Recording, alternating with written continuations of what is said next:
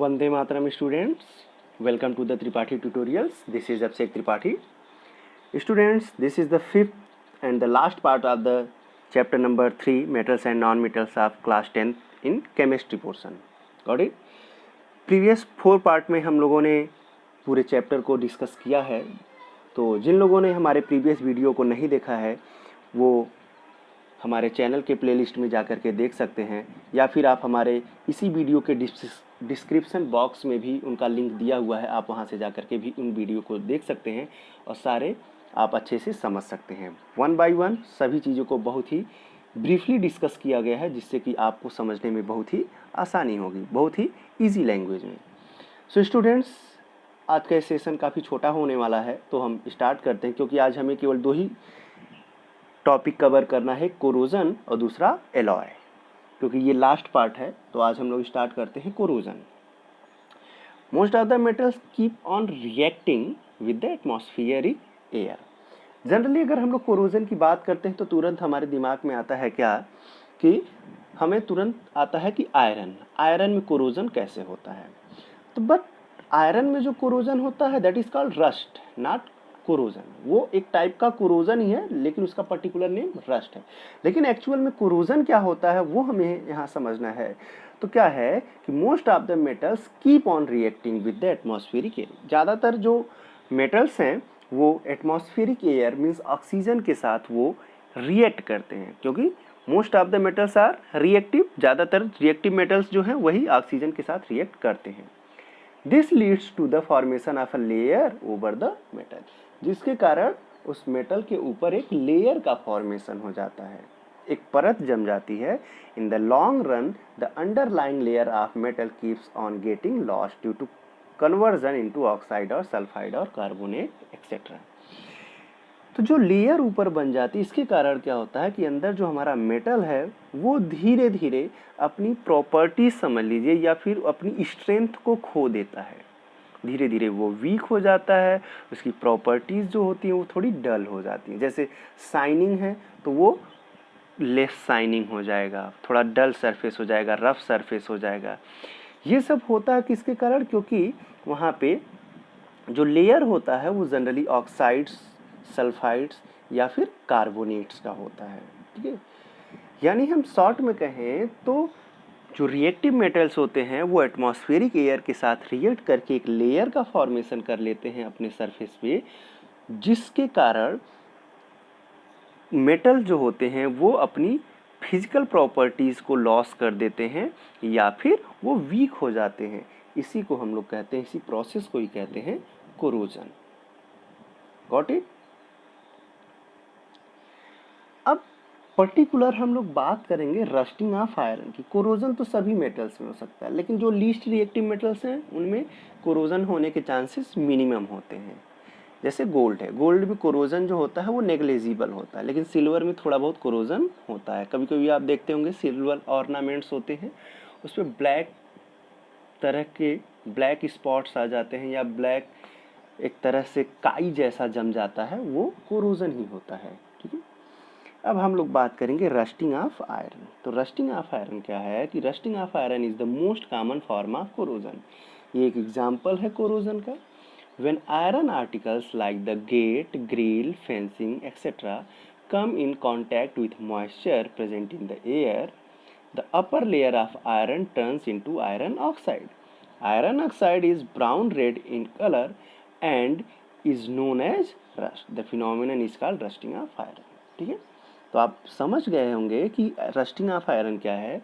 Same procedure यहाँ पर भी है कि जो रस्ट है वो कैसे होता है। तो आयरन के ऐसे आर्टिकल्स जो कि खुले में होते हैं, जिनमें कि एयर और मॉइस्चर आसानी से पहुंच पाता है, तो वो उनके सरफेस पर एक आयरन ऑक्साइड का एक लेयर फॉर्मेशन कर लेता है, जो कि ब्राउन रेड कलर का होता है, और इसी को बोला जाता है रस्ट। फिनोमिनन को हम बोलेंगे रस्टिंग ऑफ आयरन। यानी जैसे कोरोजन होता है, सेम वहाँ पे जब आयरन के साथ कोरोजन होता है तो उसी को हम लोग कहते हैं रस्ट। ठीक, तो यहाँ पर रस्ट होने के लिए कंडीशंस क्या क्या हैं? Moisture and air. मॉइस्चर यानी एक तरह से वाटर, और एयर यानी कि ऑक्सीजन, दोनों जब प्रेजेंट होंगे तभी रस्टिंग पॉसिबल है, अदरवाइज नहीं। दोनों में से कोई एक प्रेजेंट होगा तो रस्टिंग नहीं होगा। इसको आप एग्जाम्पल के हेल्प से समझ सकते हैं। सपोज दैट एक आयरन नेल लीजिए और उसको आप वाटर में डीप करके रख दीजिए, उसको डुबो करके रख दीजिए। जब तक वो वाटर में डूबा रहेगा रस्टिंग नहीं होगी, लेकिन जैसे ही आप उसे बाहर निकालेंगे रस्टिंग तुरंत होगी, क्योंकि वो वाटर में भीगा हुआ है और साथ ही साथ उसके कांटेक्ट में ऑक्सीजन गैस आएगा तो रस्टिंग का फॉर्मेशन होगा। तो दोनों में से किसी एक को हमें रोक देंगे तो रस्टिंग नहीं होगी। तो वही हम आगे देखेंगे कि how to prevent rusting. If rusting is not prevented in time, the whole iron article would turn into iron oxide. This is also known as corrosion of iron. ठीक है, rusting of iron gives a huge loss every year. ठीक है, तो अगर हमें rusting हमने नहीं रोका तो हमारा जो आयरन है वो कन्वर्ट हो जाएगा टोटली आयरन ऑक्साइड में, और ये क्या हो जाएगा, हर साल वो उसको कमज़ोर बनाता ही जाएगा और लास्ट में वो ब्रेक डाउन भी हो जाएगा। तो प्रिवेंशन ऑफ रस्टिंग, कैसे हम प्रिवेंट कर सकते हैं, कैसे हम रस्टिंग से, जंग लगने से कैसे बचाया जा सकता है, ये बहुत ही इंपॉर्टेंट पोर्शन है, कई बार एग्जाम में पूछा गया है, तो आप इसको अच्छे से समझेंगे। For rusting iron must come in contact with oxygen and water. Rusting के लिए ऑक्सीजन और वाटर दोनों होने चाहिए। Rusting is prevented by preventing the reaction between atmospheric moisture and the iron article.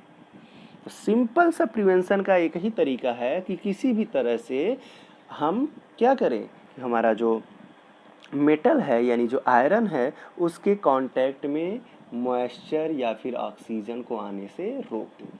अब ऑक्सीजन तो एयर है, एयर तो हर जगह पहुंच जाता है, लेकिन मॉइस्चर को हम रोक सकते हैं, वाटर है। तो उसके लिए हमें क्या करना होगा, painting, greasing, galvanisation, electroplating and alloying. बारी बारी से देखेंगे। पेंटिंग यानी सिंपली जो हम पेंट करते हैं, अगर आयरन आर्टिकल के ऊपर हम पेंट कर देते हैं तो उसके कांटेक्ट में वाटर नहीं पहुंच पाएगा तो रस्टिंग नहीं होगी, सिंपल सा है। लेकिन ये जो पेंटिंग है ये 1-2 साल में पेंट, 2 साल 4 साल में पेंट जब ख़राब हो जाता है तो अगेन हमें पेंटिंग करने की नीड होती है। ग्रीस जो आप जनरली देखते होंगे, हम लोग व्हीकल्स वगैरह में यूज करते हैं, साइकिल में यूज करते हैं, मोटरसाइकिल में यूज करते हैं, और भी बहुत सारी जगहों पे यूज किया जाता है, मशीनरी वगैरह में। तो जनरली वहाँ फ्रिक्शन को कम करने के लिए यूज किया जाता है। तो यहाँ पर क्या होता है कि ग्रीस जो होता है, ग्रीस के कांटेक्ट में वाटर नहीं आता है। तो अगर हम ग्रीसिंग कर देते हैं, अपने आयरन आर्टिकल्स को ग्रीसिंग कर देते हैं, तो वहाँ पर उसके कांटेक्ट में वाटर नहीं आएगा, जिसके कारण वो रस्ट नहीं होगा। तो बेसिकली इसका सबसे ज़्यादा हम लोग यूज करते हैं, आप लोग देखते होंगे कि हमारी जो बाइसिकल होती है उसका जो चैन होता है, चैन अक्सर करके बारिश के समय में भीग जाता है तो उसमें रस्टिंग बहुत अधिक होने के चांसेस होते हैं। और रस्टिंग होती है तो अगर हम तेज़ी से बाइसिकल चला रहे हैं तो रस्ट के कारण जो हमारा चैन है वो टूट सकता है और हम इंजर्ड हो सकते हैं, गिर सकते हैं। तो इसी वजह से हमें वहाँ नीड होती है ऑयलिंग और ग्रीसिंग करने की, जिससे कि जो वो है उसके कांटेक्ट में वाटर न आ पाए और वो स्मूथनेस बनी रहे और हम उसका आसानी से यूज करते रहें। गैल्वेनाइजेशन, तो गैल्वेनाइजेशन एक पर्टिकुलर टर्म है जब जिंक मेटल की यूज किया जाता है। जिंक मेटल का एक लेयर चढ़ा दिया जाता है किसके ऊपर, आयरन के ऊपर। इस प्रोसेस को हम कहते हैं गैल्वेनाइजेशन। ठीक है, जिंक मेटल का लेयर चढ़ाने से उसकी रिएक्टिविटी भी कमी होती है और साथ ही साथ वहाँ पर शाइनिंग भी उसकी बनी रहती है। इलेक्ट्रोप्लेटिंग मेथड जो है वो सबसे एडवांस मेथड है और सबसे अच्छा मेथड है। इसमें जनरली क्रोमियम की लेयर लगा दी जाती है आयरन मेटल के ऊपर, जिससे कि उसके कांटेक्ट में वाटर नहीं आ पाता है। और इसमें जो होता है मोस्ट ऑफ द जो आयरन आर्टिकल्स इसी मेथड से बनाए जाते हैं, क्योंकि इसमें जो साइन होता है वो बहुत ही अधिक होता है, साथ ही साथ उससे बचाया भी जा सकता है। और लास्ट है आपका एलॉइंग, एलॉय बना दिया जाए।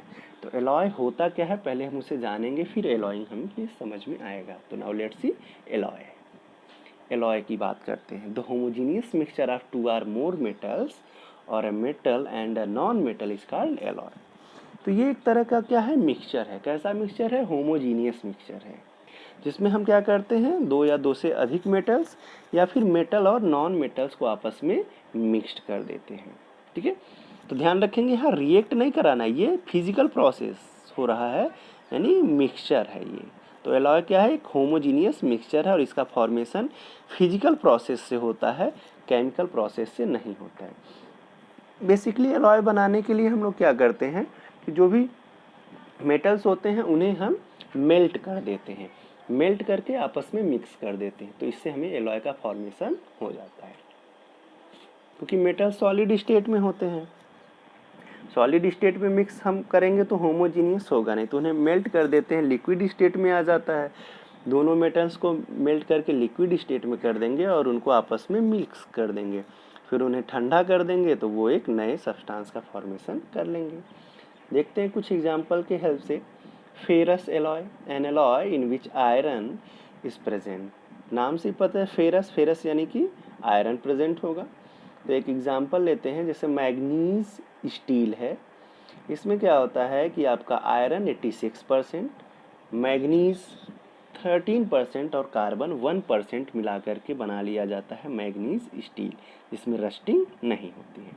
इसी तरह से आपका निकेल स्टील है, इसमें आयरन जो है वो 98% और निकेल जो है वो 2%, ये भी है। तो यहाँ पे आप ध्यान रखेंगे कि आयरन का कंपोजिशन जितना अधिक होगा वो उतना ही बैड स्टील होता है, आयरन का कंपोजिशन जितना ही कम होगा उतना ही वो गुड स्टील होता है। नेक्स्ट देखिए, तो non ferrous alloy, N alloy does not contain iron. Non का मतलब नहीं, फेरस यानी आयरन, ऐसा एलॉय जिसमें आयरन नहीं होता है।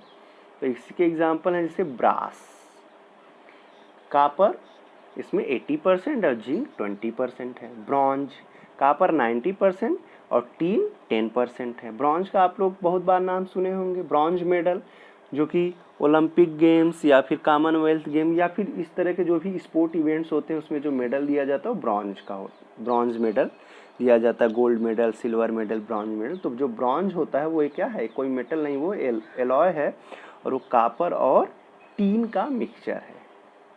नेक्स्ट है आपका अमेलगम्स, अमेलगम्स यानी कि मरकरी। जहाँ पर भी आपको टर्म यूज हो अमेलगम, तुरंत आप समझ जाइए कि मरकरी की बात की जा रही है।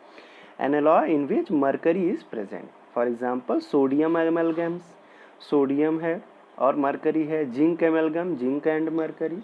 तो जहाँ पर भी आपको ध्यान रखना, जहाँ पर भी एमेलगम का नाम आएगा तुरंत समझ जाना है कि यहाँ पे मरकरी मस्ट बी प्रेजेंट। तो अब हम लोग बात करते हैं प्रॉपर्टीज़ ऑफ एलॉयज़ की। एलॉयज़ से की विशेषताएं क्या है, ये हमारे लिए क्यों बेनिफिशियल हैं, ये सारी चीज़ें हम जानते हैं, देखते हैं। Alloys are stronger than the metal from which they are obtain. सबसे मोस्ट इम्पॉर्टेंट इसका फ़ायदा क्या है कि ये एलॉय जो होते हैं वो जिन मेटल से मिलकर के बने हैं उनसे अधिक स्ट्रॉन्ग होते हैं, मजबूती आ जाती है, बहुत अच्छी बात है। It is harder than the constituent metals, और जिन मेटल से मिलकर के बने हैं उनसे ज़्यादा हार्ड भी हो जाते हैं, और अच्छी बात है।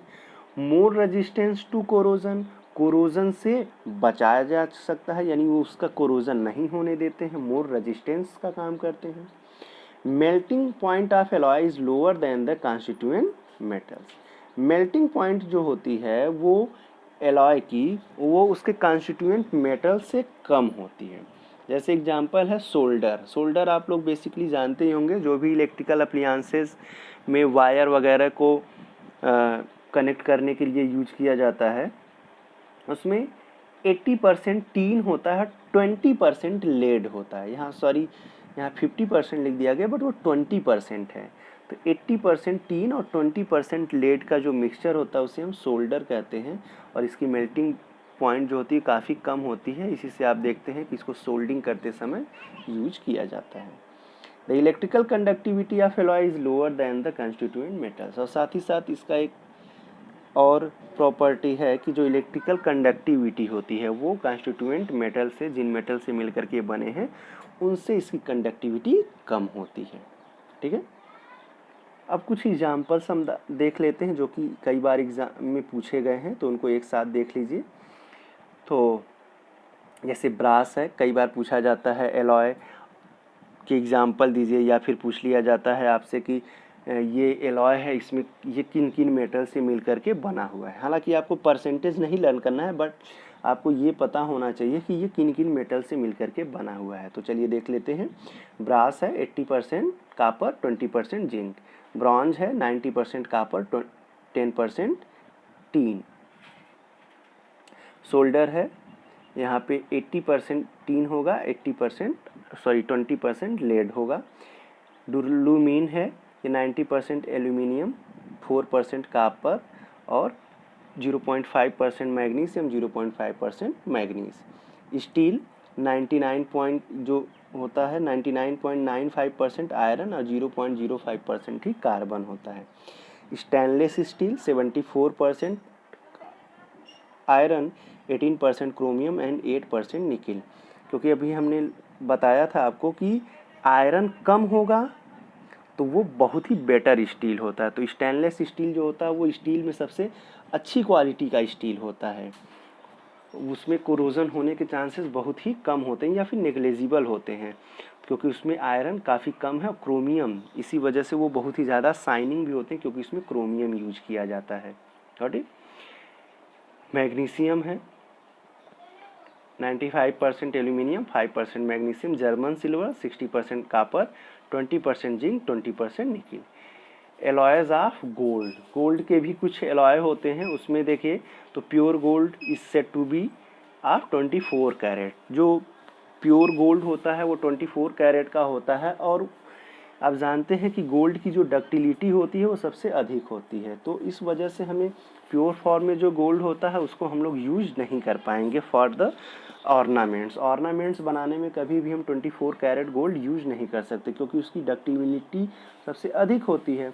उससे जो भी डिज़ाइंस वगैरह बनाए जाएंगे वो तुरंत ही वो मुड़ जाएंगे, क्योंकि उसकी हार्डनेस बहुत ही कम होती है, वो डक्टाइल बहुत अधिक होता है। तो उसमें कुछ कार्बन की इम्प्योरिटी मिलाई जाती है, या फिर कॉपर मिक्स किया जाता है, या सिल्वर मिक्स किया जाता है, तब वो जा कर के 23, 22 इस तरह के अलग अलग कैरेट में कन्वर्ट किया जाता है। और जितना कम कैरेट का होगा उसकी हार्डनेस उतनी ही अधिक होती है।